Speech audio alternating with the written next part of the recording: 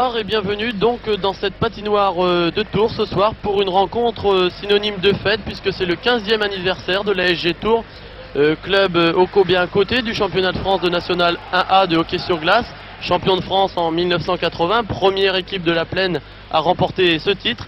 À mes côtés, Richard Jamison, directeur sportif de l'ASG Tours, pour un match particulier ce soir, ASG Tours contre une équipe soviétique, le Dynamo de Minsk. Richard. Oui, puis un match excitant, c'est-à-dire ce qu'on va essayer de faire, surtout pour le public qui ne connaît pas tellement le hockey ou qui se pose toujours des questions sur les règlements, on va essayer de leur rendre ça un petit peu plus agréable et puis préparez-vous à assister à quelque chose de formidable, à deux styles complètement différents. Voilà tout de suite la présentation des équipes. Pour le Dynamo de Minsk, dans les buts numéro 24, Semenov, 36 ans, numéro 4, Shumidoub, 24 ans. À l'arrière, numéro 5, Erastov, capitaine, 28 ans, champion du monde junior. Numéro 27, Filin, 26 ans. Numéro 7, Diakonov, 24 ans.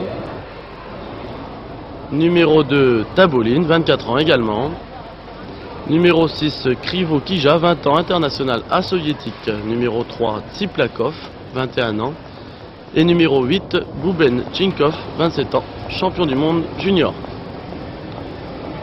Les attaquants, numéro 22, Toukmachov, 30 ans, champion du monde junior. Numéro 20, Zakharov, 26 ans, vice-champion d'Europe junior. Numéro 16, Dimitriev, 26 ans. Numéro 26, Dekbulatov, 18 ans. Numéro 14, Pankov, 20 ans. Numéro 17, Katkevich, 22 ans. Numéro 30, Rasolko, 20 ans, vice-champion du monde junior. Numéro 15, Karachoun, 20 ans. Et numéro 11, Andrievski, 20 ans. Entraîneur, Vladimir Krikonov, 38 ans. Pour l'ASG Tours, dans les buts, Jean-François Merchant, 21 ans. Défenseur, Jean-Yves Decoq, 30 ans, international A. Numéro 21, Tim Thomas, 25 ans, international américain. Numéro 5, Patrick Pommier, 22 ans. Numéro 10, Yvon Bourgault, 30 ans, international junior. Et numéro 26, Karl Goupil, 24 ans. Les attaquants, numéro 7, Bob Millette, 27 ans. Guy Dupuis, 31 ans, ancien capitaine de l'équipe de France A. Numéro 20, Jean-Michel Luto, 25 ans. Numéro 24, Rodolphe Garnier, 21 ans, ancien international junior. Numéro 8, Eugène Lévesque, 19 ans. Numéro 11, Stéphane Arfi, 24 ans. Numéro 23, Mario Richer, 23 ans, canadien. Numéro 12, François Koenig, 25 ans, ancien capitaine de l'équipe de France junior. Numéro 25, Fabien Zarka, 19 ans. Et enfin, Jeff Barat, entraîneur, 26 ans. Après cette présentation d'équipe, donc début de cette rencontre dans quelques instants. Les arbitres de cette rencontre, Monsieur Crossland, Messieurs Antunes et Barré.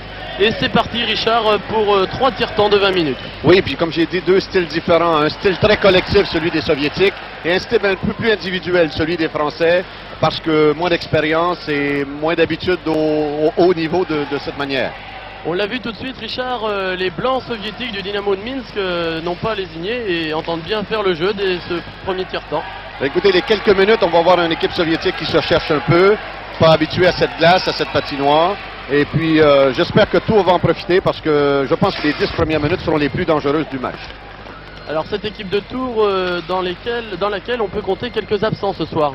Oui, deux joueurs qui, pour des raisons de blessure, Bouchard et Dufour qui est au Canada en ce moment. Sans oublier Bordas qui est retenu en équipe de France pour effectuer le tournoi du Mont Blanc. On voit ici le jeune Zarkal qui vient de s'ajouter à l'équipe ce soir, un jeune junior. On a voulu à Tours pour ce match, même si on sait qu'on n'était pas du niveau, faire profiter à des jeunes de jouer et de prendre une certaine expérience. Je pense que trop souvent on est porté à mettre les jeunes de côté dans ces matchs-là pour essayer de bien figurer. Moi, je pense que c'est une erreur. Si on veut que les jeunes Français s'améliorent, il faut les mettre les deux pieds dans les plats, comme on dit, et puis prendre de l'expérience. Oui, on a vu que les hockeyeurs tourangeaux étaient mis en difficulté rapidement. Là, il y avait un petit cafouillage devant les buts de Merchant. Des changements de joueurs, des changements rapides des deux côtés. L'Union soviétique qui contrôle bien le palais. Un changement sur les soviétiques. Ils lancent beaucoup au fond. C'est ce qu'ils ne faisaient pas auparavant.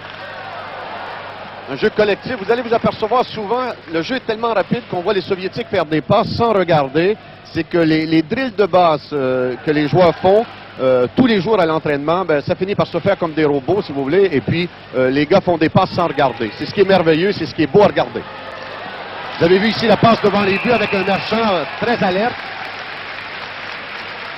Un Marchand très alerte parce qu'on ne s'attendait pas à la deuxième passe, à la passe qui est devenue devant les buts. Et je pense que c'est là le danger des Soviétiques, c'est qu'ils ont toujours un troisième homme qui tourne, qu'on ne peut pas suivre. Au football, on peut suivre les joueurs, c'est un peu plus facile. Mais un joueur de hockey qui se démarque prend facilement 3-4 mètres d'avance avec la rapidité. Et c'est très, très difficile pour un défenseur de surveiller.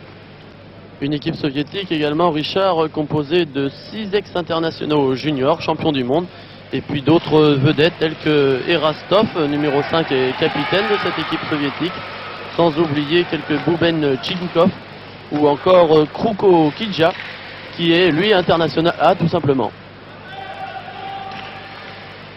On voit ici les défenseurs avec les Soviétiques, la pression des Soviétiques, toujours à 2 hommes, pratiquement 3 d'ailleurs parce qu'on en voit un qui est placé derrière, qui essaie de récupérer le palais.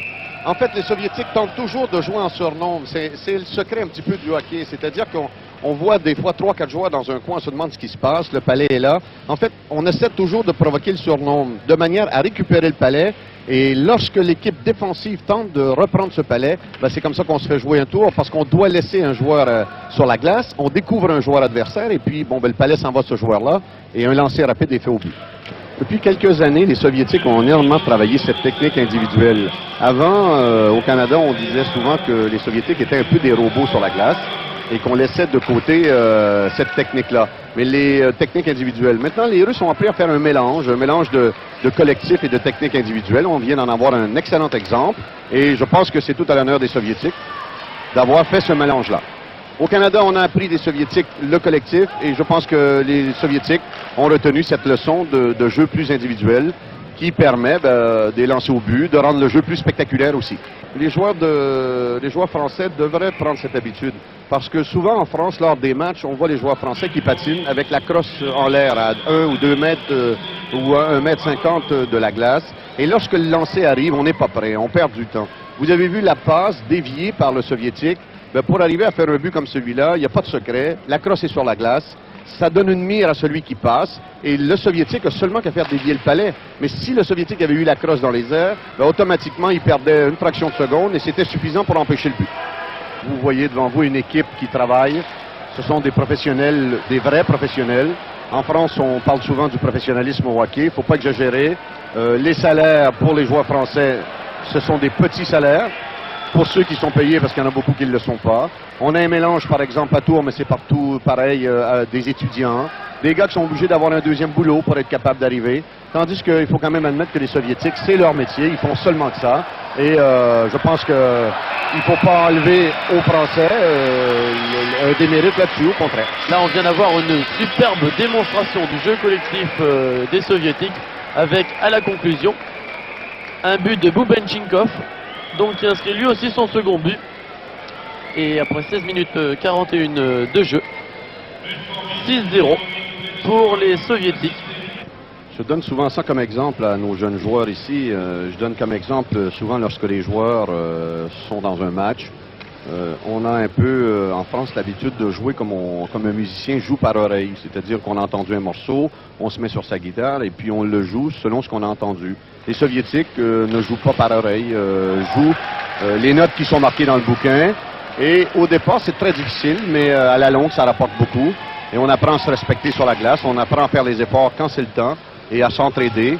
Tous les joueurs doivent faire un mouvement en fonction de celui qui a le palais. Donc, on ne fait pas n'importe quoi et c'est le respect au départ entre eux. Je pense que c'est très important. Une pénalité ici pour l'équipe soviétique, je pense que c'est pour avoir donné du coude. Lorsqu'on donne une mise en échec, il est obligatoire pour le joueur qui frappe l'adversaire d'avoir les coudes en bas et de frapper avec son épaule. Si on frappe avec sa crosse ou avec le coude, il y a 2 minutes automatiquement. Donc pour tous les gens qui disent que le hockey c'est un sport violent. Moi, je dis non, c'est pas un sport violent. Lorsque c'est bien joué, lorsque c'est joué avec intelligence, c'est un des plus beaux sports qui existent, un des plus rapides. Et il faut vraiment aller dans les patinoires pour le voir. Les gens qui nous écoutent en ce moment, si vous avez une chance, allez dans les patinoires voir des gamins de 5-6 ans jouer au hockey, patiner, c'est formidable à voir. Ils apprennent l'équilibre. Ils apprennent aussi à avoir un éveil sur le jeu, sur l'ensemble de leurs joueurs, sur les adversaires, sur les lignes, sur les règlements. Ça leur permet de connaître sûrement dans leur tête une évolution beaucoup plus rapide, l'habitude, si vous voulez, à la compétition, l'habitude à surtout se servir de leur corps. Je dis souvent à des étudiants dernièrement, lorsqu'on est allé à l'Université de Tours, qu'en France, on fait des grosses têtes avec un petit corps. Moi, je pense que les deux doivent être très bien équilibrés. Et l'entraînement, c'est ça, la discipline, le travail sur la glace à l'entraînement. Mais dans le hockey, comme dans tous les autres sports, mais qu'on fasse un corps équilibré. Et je pense qu'à ce moment-là, on s'y sentira beaucoup mieux. Puis on sera mieux préparé à toutes les épreuves de la vie, en dehors du sport. Des préparations que connaissent bien les Soviétiques avec plus de 150 écoles de hockey, dont 60 fonctionnent plus de 12 mois par an. Et fin de ce premier tiers-temps. 6 buts à 0 en faveur des Soviétiques. Ce n'est pas une surprise. Il faut dire que le championnat de National A soviétique n'a pas de comparaison possible avec le hockey français.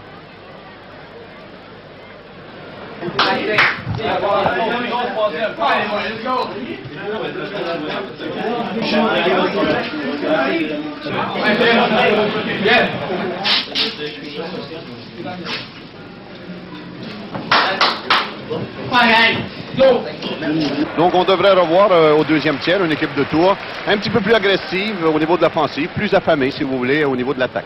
Comme on vient de le voir ici avec un tir de Mario Richet, le numéro 23 rouge, donc de la SGT, qui a mis à l'épreuve le gardien soviétique, le numéro 4 Shumidub.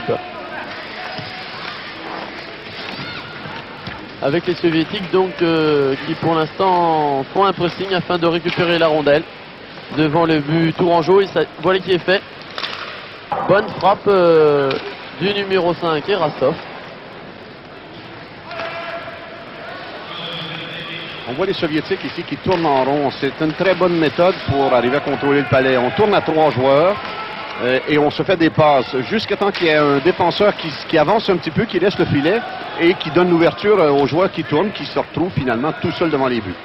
Un petit peu lent dans les passes au niveau des tourangeaux. On est un peu lent dans les passes, donc on télégraphie un petit peu notre passe. C'est ce qui permet aux Soviétiques tout de suite de couvrir nos hommes. Et au moment où on reçoit le palais, ben, on a un Soviétique sur le dos et on n'arrive pas à s'exprimer. Donc, pas de possibilité de faire de passes précises. Il faut dire que les Soviétiques, Richard, pratiquent un hockey d'une part plus physique et aussi plus vite. Il faut expliquer que le Soviétique possède aussi une position plus avancée sur les patins, peut-être plus accroupie. Moi, je dirais pas nécessairement. Je pense que les Soviétiques, physiquement, au niveau des jambes, des bras et des épaules, sont beaucoup plus forts. Et lorsqu'on se sent fort dans son corps, on se sent confiant dans sa tête. Et c'est ce qu'on voit un peu sur les Soviétiques. Parce qu'on a quelques tourangeaux qui sont quand même de bons athlètes, hein, des gars qui s'entraînent sérieusement tous les jours. Mais le problème dans notre équipe, c'est qu'on a peut-être une partie de l'équipe qui ont eu moins de chance, moins d'entraînement, moins de bons entraîneurs. Donc, ça fait un mélange des deux. Et c'est là notre faiblesse par rapport aux Soviétiques. Tandis qu'eux, ils sont 18 joueurs, c'est 18 joueurs complets. Comme j'ai dit tout à l'heure, qui peuvent tourner, de faire des pivots à gauche, à droite. On le voit sur le numéro 14 qui contrôle très bien le palais du côté droit et du côté gauche. Et regardez le contrôle du palais au niveau des autres joueurs, c'est beaucoup plus facile. Et au moment où on contrôle son palais, en plus, c'est qu'on sait ce qu'on va faire avec. Souvent, ici, en France, on attend d'avoir le palais pour se poser des questions, pour savoir qu'est-ce qu'on va faire avec. Les Soviétiques, comme les bonnes équipes canadiennes, la question est déjà posée, la réponse est trouvée. C'est-à-dire qu'au moment où on va chercher le palais, on sait déjà ce qu'on va faire avec.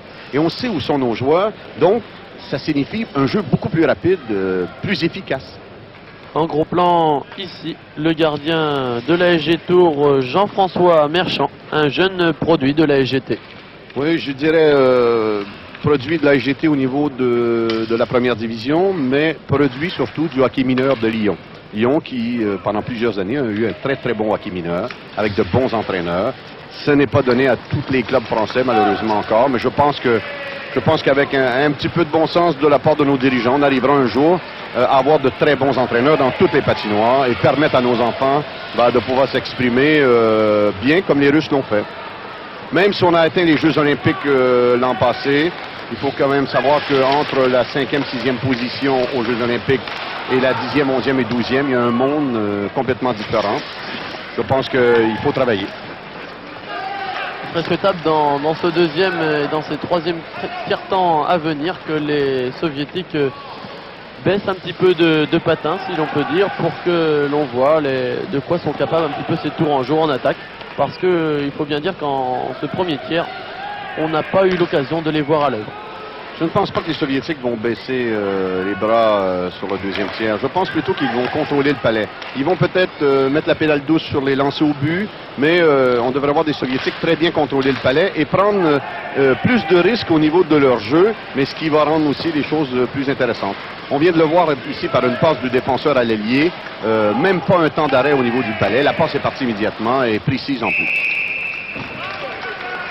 Bel arrêt ici encore de Jean-François Merchant, le gardien de but de l'ASG Tours, devant le soviétique Filin, numéro 27. J'invite le téléspectateur à regarder ici la position des Soviétiques. C'est le secret du hockey, c'est-à-dire que le porteur du palais, naturellement, est le meneur de jeu, mais il est meneur tant et aussi longtemps que les 4 autres sont placés pour l'aider. Et c'est ça qu'il faut regarder. Pour voir les replis aussi. Les Soviétiques ne vont pas seulement qu'à l'attaque, ils vont dans les deux sens. Beaucoup de joueurs de hockey français savent attaquer, mais pour défendre, c'est pas toujours ça. On laisse les petits copains tout seuls derrière et puis finalement on les appuie pas.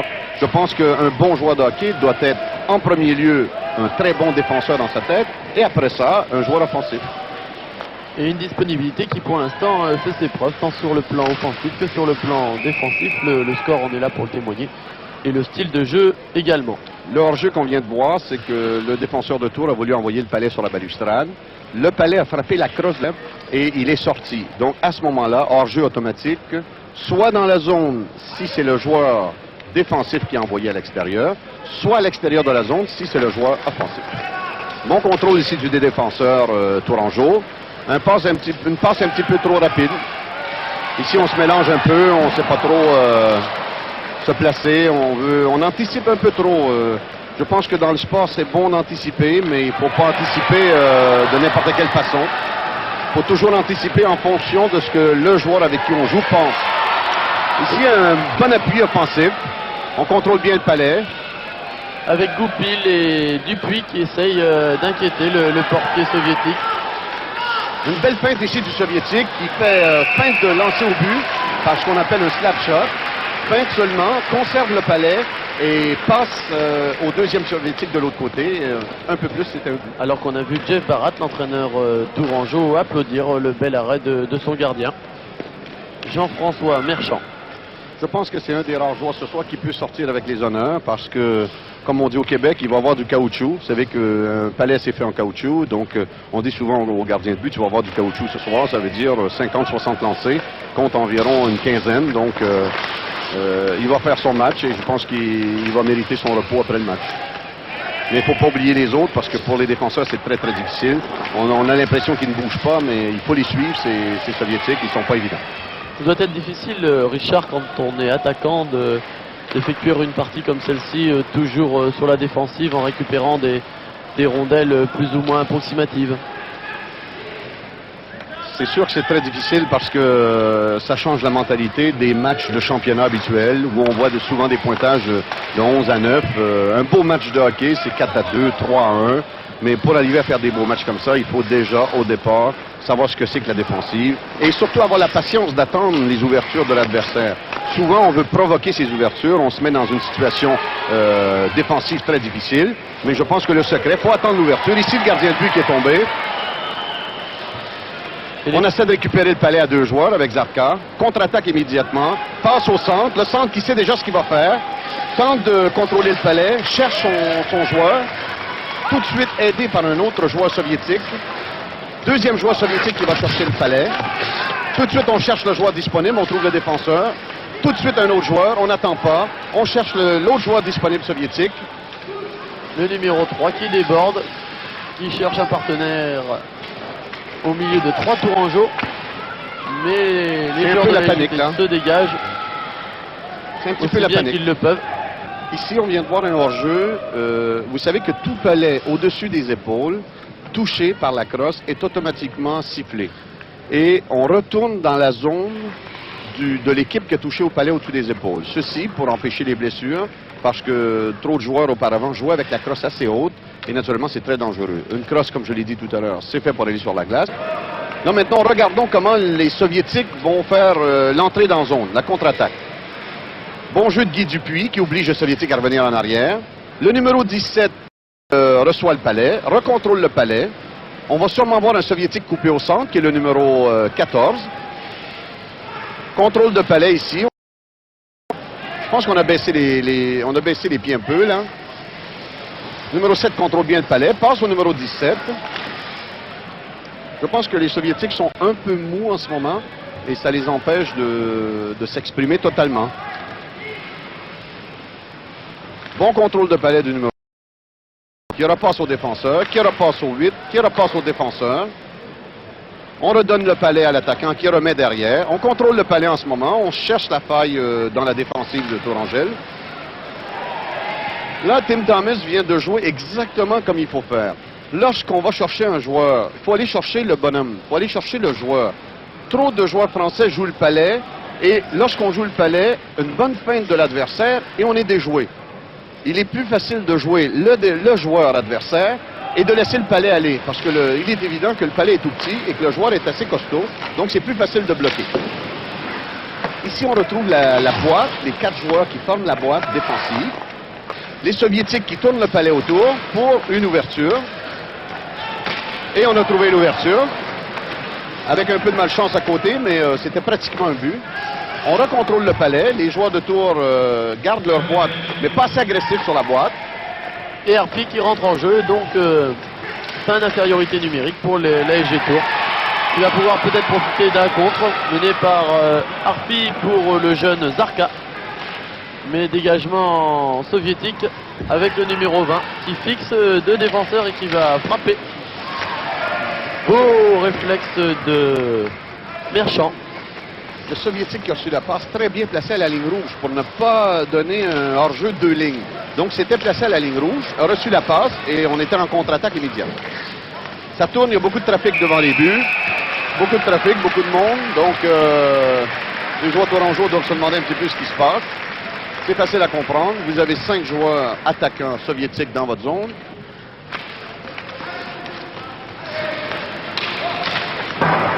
Et la défense tourangelle toujours aux abois face aux offensives soviétiques.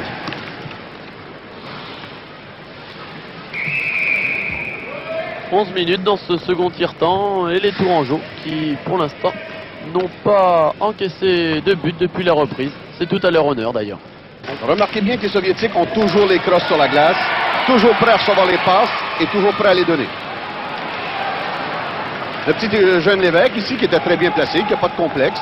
Un petit jeune qui vient de Saint-Pierre-et-Miquelon, qui a joué tout son hockey mineur à Saint-Pierre-et-Miquelon, qui est à Tours pour sa 3e saison. Et Millette ici aux prises avec 4 soviétiques. Vous avez remarqué que lorsqu'un joueur de Tours attaque, les soviétiques sont tous revenus. Très rare qu'on voit un soviétique traîner les pieds derrière. Je suis sûr que la discipline à l'intérieur du club de ce côté-là, elle est très respectée. On vient de voir des changements de joueurs aussi aux fractions de seconde. Et un mauvais dégagement de Merchant sur le numéro 22 soviétique Tourmakchov qui a failli coûter cher au Tourangeau, alors qu'ici c'était une très belle frappe du numéro 23 Richer. Richer qui a pris une bonne décision en lançant parce qu'il a vu l'ouverture et son joueur à l'opposé était couvert. Donc très bonne décision de Richer. Ici, bon contrôle dans le coin. C'est le temps en ce moment. Le gardien de but est couché par terre. Contre-attaque 3 contre 2. Suivez le jeu. Ici, à la conclusion, un but du numéro 15 soviétique Karachoun.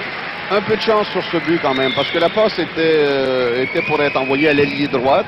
Et le palais a touché à la jambière du défenseur et est revenu sur la crosse du soviétique qui a lancé immédiatement. Donc Merchant était en mouvement pour couvrir la passe qui était pour être faite, mais le palais dévié lui a pas permis de revenir au bon moment. 7-0 pour les soviétiques. La leçon devient sévère pour la SG Tours. Moi, je dis que plus on aura de leçons de ce genre-là, plus on travaillera fort, plus l'orgueil fera effet un petit peu. Je pense que c'est dans ces moments-là où il faut lever les bras, il faut travailler, il faut se retrousser les manches un petit peu. C'est sûr que les hockeyeurs tourangeaux mériteraient sans doute de sauver l'honneur avec toute la volonté dont il fait preuve. À l'image ici, encore une nouvelle fois, du gardien tourangeau, Merchant. Encore une qualité ici de la part du joueur soviétique, avec deux adversaires qui le retenaient. Il ne s'est pas préoccupé de redonner un coup pour se revenger. Souvent, on reçoit un coup, on s'énerve un petit peu, on laisse tomber le palais et on veut remettre le coup.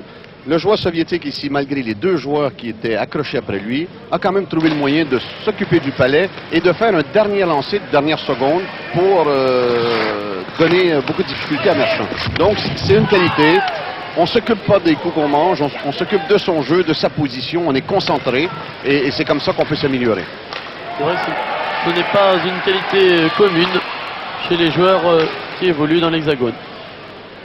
On est un petit peu trop individuel et puis on soigne un peu trop ses petits bobos. Je pense qu'il faut oublier ses bobos au détriment de l'équipe et c'est ça qui est important.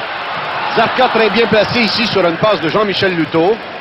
Qui a failli tromper à contre-pied le gardien soviétique. Il y a du trafic encore derrière les buts, là. Beaucoup de monde pour essayer d'attraper ce palais. Une bonne sortie de Jean-François Merchant, mais il y avait ici ce qu'on appelle un déblaiement de deux lignes. C'est pas ce qui a été sifflé parce que le gardien de but a arrêté le palais.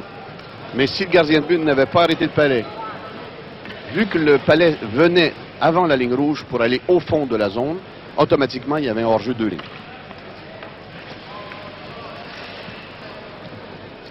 Surveiller encore ces Soviétiques, de quelle manière ils vont travailler pour se débarrasser de la surveillance qu'ils ont. Parce qu'au départ, Tours joue homme pour homme. Mais il est très important de surveiller les joueurs qui n'ont pas le palais. C'est de cette manière qu'ils arrivent à se découvrir pour avoir une passe et être dangereux. Bon, ici, Robert Millet qui est contre-attaque, qui est un gros travailleur de l'équipe de Tours, qui, comme on dit, qui a le cœur à bonne place. Et c'est avec cette énergie, souvent, qu'il se retrouve avec des possibilités de compter des buts. Moi, j'ai l'impression un petit peu en ce moment d'être assis dans une salle de concert où on regarde les musiciens et puis on ne participe pas au jeu. Je pense que les gens, d'un côté, sont un peu déçus, puis d'un autre côté, apprécient aussi. Je pense qu'ils sont en train d'apprécier. Ça sera peut-être plus difficile dans les semaines à venir pour l'équipe de Tours ou pour d'autres équipes françaises qui devront essayer d'améliorer leur jeu. Ici, on a une grosse chance avec Garnier qui lance et compte. Très, très beau lancer de Rodolphe Garnier dans le haut du filet. Le gardien de but ne pouvait absolument rien. Une excellente passe et il s'est découvert. Et voilà ce que l'on espérait depuis assez longtemps. Un but tourangeau inscrit par Garnier. Superbe but sous la transversale. Des buts de Choumilou. Et donc la SGT qui pour l'instant réduit le score 7 buts à 1.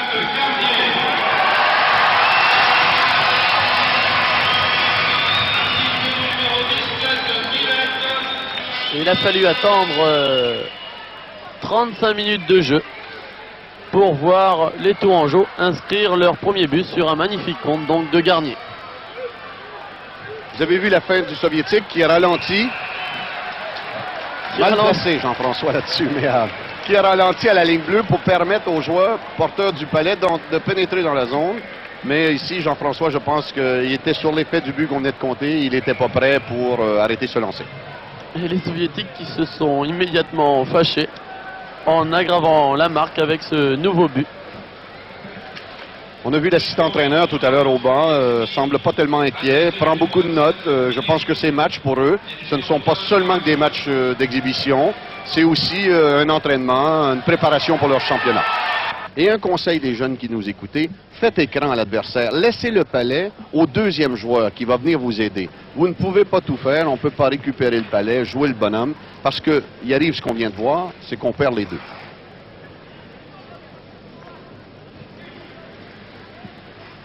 Le jeu est un petit peu ralenti quand même. Je pense que les Soviétiques nous font démonstration du contrôle de palais. Puis Tours espère et attend l'ouverture au filet adversaire. Belle passe sur un échappé avec Tim Thomas. On surveille Tim. Un excellent lancer, mais un peu trop de précipitation. Je pense que Tim aurait pu contrôler le palais plus longtemps. Il a facilité le travail du gardien de but. Le gardien de but s'était avancé quelques mètres. Laisse partir un lancer, donc pratiquement pour compter un but à ce moment-là. C'est un peu la question de confiance. Je pense que les Soviétiques ont donné un petit peu d'ouverture aux Tourangeaux. Il faudrait peut-être pas qu'ils nous en donnent trop quand même, parce que l'équipe de Tours est capable de compter des buts. C'est quand même une équipe, malgré qu'elle est en barrage en ce moment, qui s'est permis d'aller battre Rouen, l'équipe en première position en ce moment. Aller battre Amiens chez eux, bon, c'est quand même une équipe qui peut faire des surprises, mais qui manque un peu d'expérience, qui manque un peu de maturité dans son jeu. Mais pas de combativité en tout cas, Richard, car l'on voit les Tourangeaux vaillants comme ici. Ici, un petit problème de technique là. Lorsqu'on contrôle le palais, si les épaules se lèvent en même temps, si on lève la tête en même temps, il se produit ça, c'est qu'on perd le palais. Le numéro 20, Tourangeau, donc qui a manqué d'opportunisme, seul devant Chomidou, le gardien soviétique. Et toujours 8-1 à 30 secondes de la fin de ce deuxième tiers-temps. Ici, on vient de voir un jeu qui est très important, qu'il faudrait peut-être rappeler. Une passe mal captée par Yvon parce qu'elle était précise et je pense qu'Yvon a tenu sa crosse un petit peu trop avec rigidité. Il est très important lorsqu'on soit une passe, c'est une technique de base d'absorber le palais. Il faut que la crosse et les bras deviennent un peu comme un ressort qui permet au palais de frapper la crosse mais de rester sur place. Et voilà, 8-1, la fin de ce second tiers-temps pour le Dynamo de Minsk. Mais l'on a vu dans cette fin de deuxième tiers, les Tourangeaux beaucoup plus opportunistes. Il est vrai que les Soviétiques s'étaient quelque peu découverts. Tout de suite, nous allons retrouver les équipes dans les vestiaires.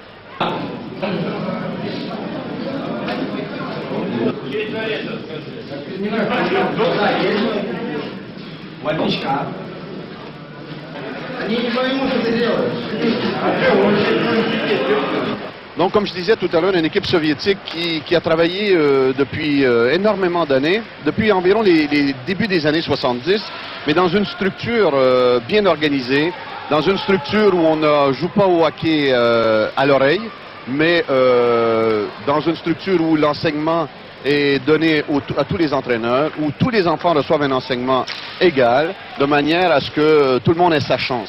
Donc, si vous voulez, 10, 12 ou 15 ans pour des jeunes joueurs de hockey dans une structure où le maximum leur est donné, autant physiquement que moralement. En France, en ce moment, c'est un petit peu laissé à la bonne volonté de chaque organisation. Souvent de la bonne volonté, mais pas beaucoup de moyens, pas d'entraîneurs, donc des jeunes qui deviennent individualistes souvent. Combien de licenciés, Richard, en France? Environ 12 000 en ce moment. Alors qu'en URSS, on en compte environ 600 000, dont près de 70% à moins de 18 ans. C'est vous dire le réservoir que possède cette école soviétique. Une école soviétique, on le remarque, il y a plus de 150 écoles de hockey, dont 60 fonctionnent 12 mois par an. C'est vous dire l'entrain que connaît le hockey sur glace dans ce pays. Ici, on voit l'équipe de Tours qui tente de vouloir sortir très rapidement de leur territoire. On sait que pour sortir d'un territoire, il faut absolument, lorsqu'on va chercher le palais, être sûr au départ que tous ces joueurs sont déjà placés, de manière à ne pas avoir d'hésitation, pour permettre un maximum de précision dans ses passes. Et c'est pas toujours évident parce que les joueurs ne connaissent pas trop la défensive, ne reviennent pas tellement à l'arrière, donc laissent leurs défenseurs un peu seuls. Ici, un bon lancer de Kalgoupil, avec une déviation de Zarka, un arrêt encore du gardien de but, contrôle immédiat mais pas d'appui, contrôle de Jean-Michel Dutot mais pas d'appui pour l'aider. Et une frappe d'un hockeyeur soviétique qui a frôlé le filet extérieur. Ici on vient voir quelque chose d'un peu spécial, passe avec la main. Il est interdit de passer avec la main, il y a hors-jeu automatique. Donc c'est pour ça que l'arbitre remet en jeu le palais.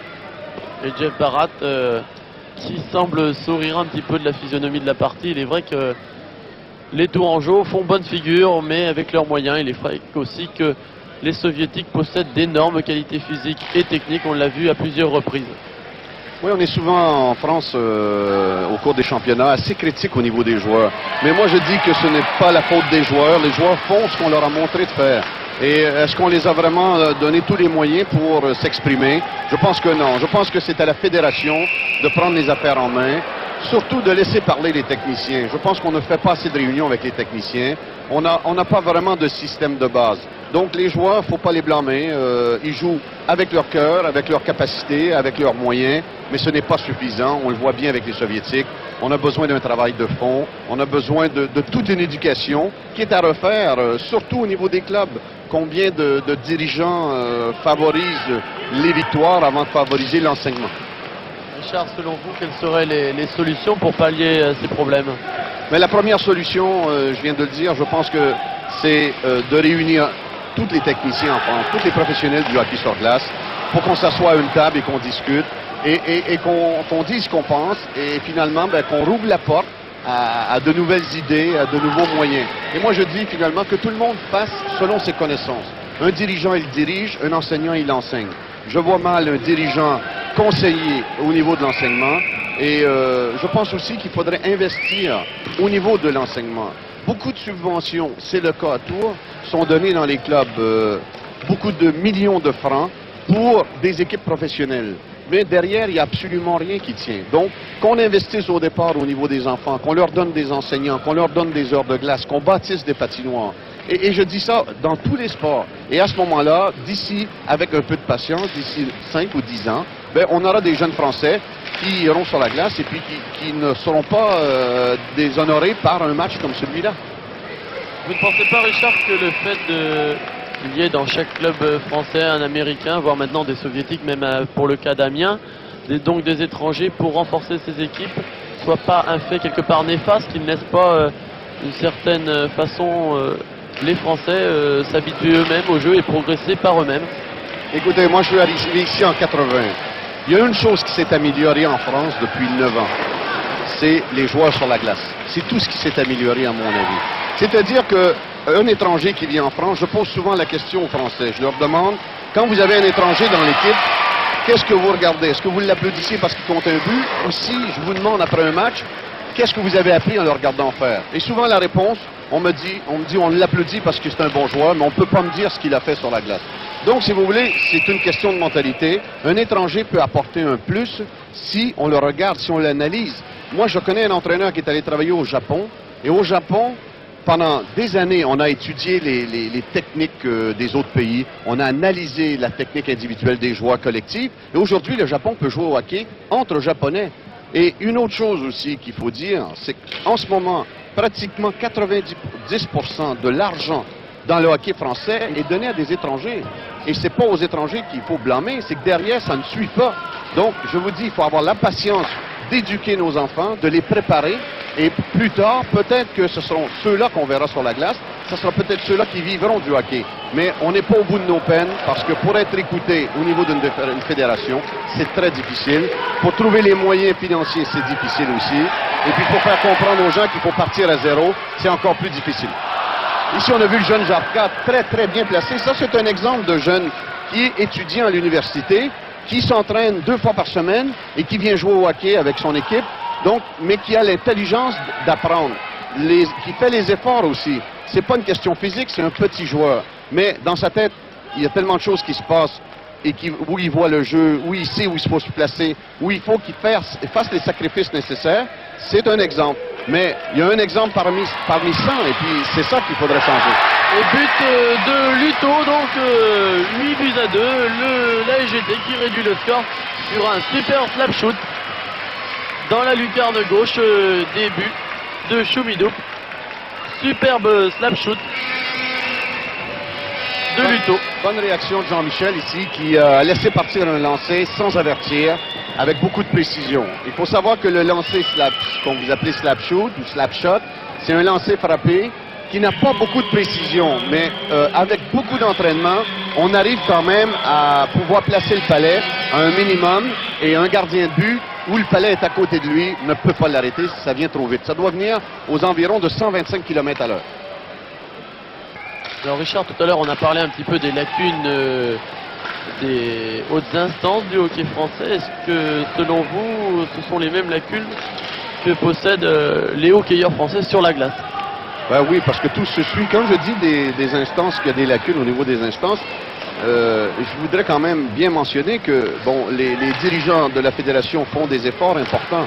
Mais vous savez, c'est comme dans tout, c'est une équipe, hein, le sport. Et ça commence déjà à la maison, ça commence déjà au niveau des parents, c'est aussi à l'école. Quand vous pensez que dans beaucoup d'écoles, on a de la difficulté à faire du sport, et que vous arrivez dans un club où on vous demande d'avoir une certaine discipline, on vous demande de faire des sacrifices, et déjà au niveau de l'enseignement sportif scolaire, on ne vous l'a pas montré dans beaucoup d'écoles.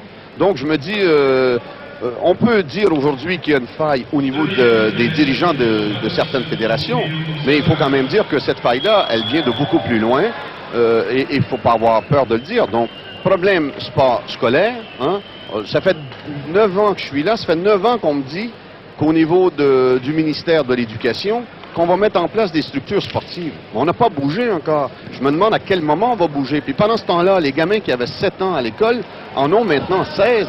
Est-ce que ça sera la même chose dans 9 ans?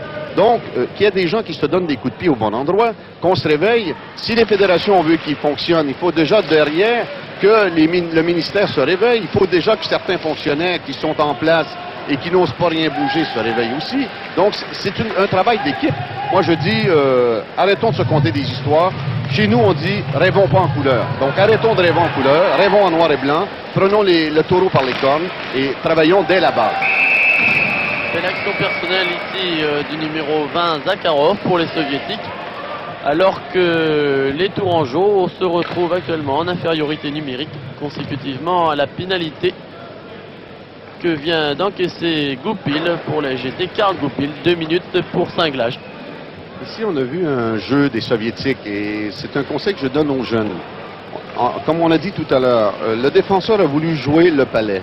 Le Soviétique a fait une bonne feinte, a attiré le joueur, a dribblé le joueur et le joueur, se voyant pris, a été obligé d'accrocher l'adversaire et prendre pénalité.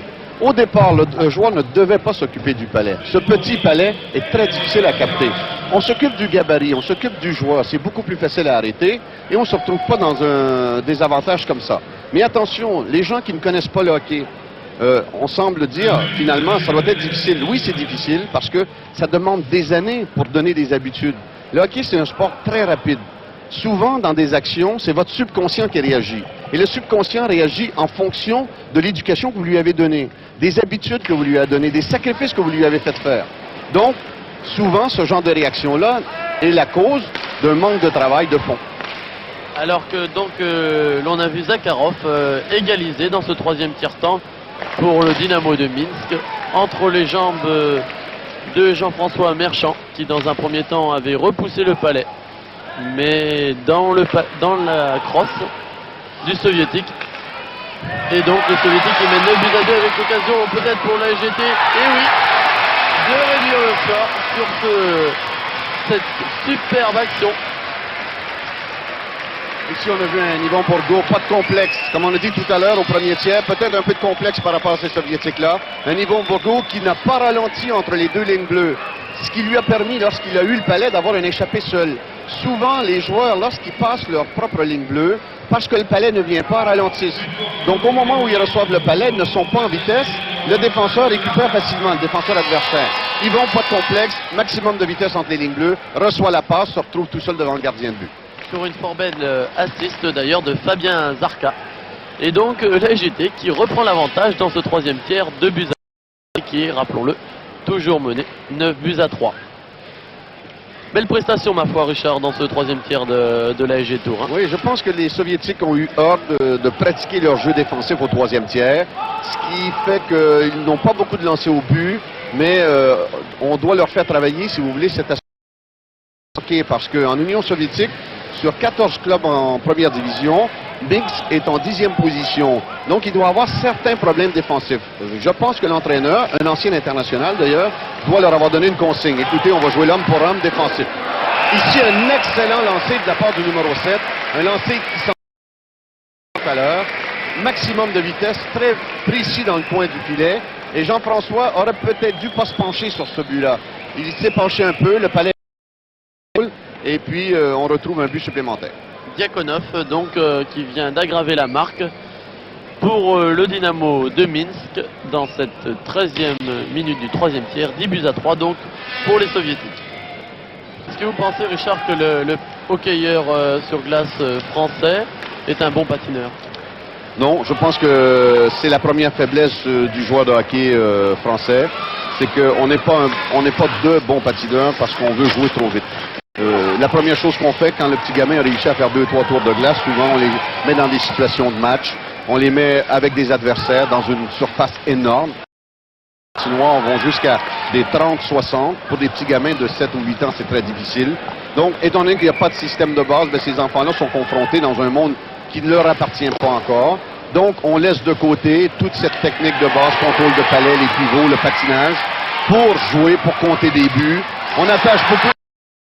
Puis, avec un bon contrôle, le gardien de but tente avec sa crosse de faire dévier le palais. Guy Dupuis, avec l'expérience qu'il a des Jeux olympiques et de l'équipe de France, ben, reprend le palais, ne s'énerve pas et pousse dans le fond du filet. C'est Jean-Michel Luto, je crois, qui vient de marquer. Pas Guy Dupuis? Richard et Jean-Michel Luto qui son deuxième but dans cette période et surtout redonne l'avantage à la SGT dans ce 3e tiers. 3 buts à 2, mais 10 buts à 4 en faveur des Soviétiques. Mais tant mieux pour Jean-Michel, c'est son deuxième but, je pense qu'il le mérite. Un bon joueur français qui a fait ses classes à Anglette, qui a joué pendant plusieurs années à Anglette, qui était à Tours depuis 3 ans. Et Jean-Michel, il est ici pour apprendre et je pense qu'il fait les efforts nécessaires. Enfin, il faut remarquer que les Tourangeaux, s'ils ont marqué 3 buts dans ce 3e tiers, il faut dire également que les hockeyeurs soviétiques ont baissé de pied et se sont cantonnés assurément dans un rôle plus défensif avec beaucoup de travail au niveau de la relance, comme ici Boubenchenkov. 18 minutes 27, seulement qu'une minute et demie dans le match. Maintenant, les Russes vont tenter dans la dernière minute de jeu de concrétiser leur pointage, de reprendre un petit peu au 3e tiers. Un bon lancer du numéro 5 avec une passe en avant du but. Très bien intercepté par Patrick Pommier. Une contre-attaque à 2 joueurs ici contre le Soviétique, Garnier et Eugène Lévesque.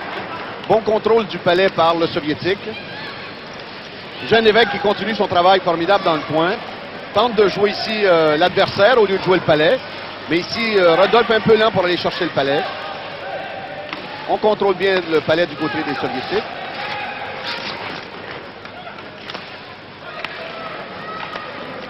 Le numéro 8 qui contrôle le palais. Encore 50 secondes dans le match. Bonne passe au numéro 5 soviétique qui passe tout de suite à l'aile, à un joueur très bien placé. Lancé frappé avec pratiquement pas d'angle. Encore la même chose du numéro 5. Le défenseur qui va dans le coin pour récupérer le palais. Et une des dernières attaques du match avec Millet. Millet qui contrôle le palais. Regarde pour la passe et laisse partir un lancer pour but. Un très beau but de Millet avec une feinte de passe. Très difficile pour le gardien de but d'arrêter un tel lancer parce qu'il ne sait pas si Robert va faire une passe ou s'il va lancer. Et Robert a feinté de faire la passe et a laissé partir le lancer. Donc, encore 24 secondes dans ce match-là, mais sûrement pas déshonorant avec un 10-5 pour l'instant. 10 buts pour les Soviétiques. Les Soviétiques qui ont surtout dominé dans le premier tiers. Et les Tourangeaux qui, dans le 3e tiers, démontrent quand même une certaine condition physique. Surtout un bon moral, parce que lorsqu'on est mené par 6 ou 7 buts, on n'a pas toujours le goût de continuer. Ils ont démontré qu'ils ne baissaient pas les bras et puis on continue à travailler. Les quelques 20 dernières secondes avec une contre-attaque soviétique, contrôle de palais du numéro 15. Le numéro 21-20 qui récupère le palais, passe au défenseur, qui tout de suite cherche un joueur devant le filet, ne trouve pas. Une attaque de Guy Dupuis qui laisse partir un lancer. 3 secondes dans le match, 2, 1 seconde, et c'est terminé. Et donc victoire du Dynamo de Minsk 10 buts à 5 ce soir devant un public nombreux. Mais victoire dans ce troisième tiers quand même, Richard. 4 buts à 2 de la SGT qui a fait mieux que de se défendre.